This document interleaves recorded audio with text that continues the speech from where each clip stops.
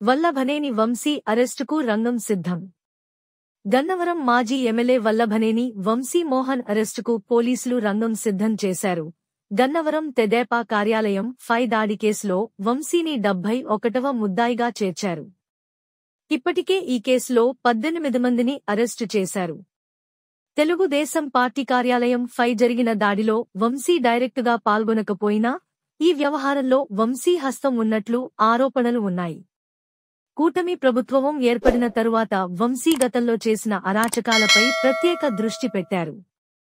ప్రస్తుతం వంశీ కుటుంబ సభ్యులు హైదరాబాదులో నివాసం ఉంటున్నారు. 3 ప్రత్యేక బృందాలు హైదరాబాద్ వచ్చాయని సమాచారం. ఇటీవలే జిల్లా ఎస్పీగా బాధ్యతలు తీసుకున్న గంగాధరరావు ఈ వ్యవహారాన్ని స్వయంగా పరిశీలిస్తున్నారు. ఇప్పటికే వంశీ అమెరికా వెళ్లిపోయారని ఒక వార్త సంచారం చేస్తుంది. నిజానిజాలు తేలాలంటే కొంత సమయం వేచి చూడాల్సిందే. The mad reporter.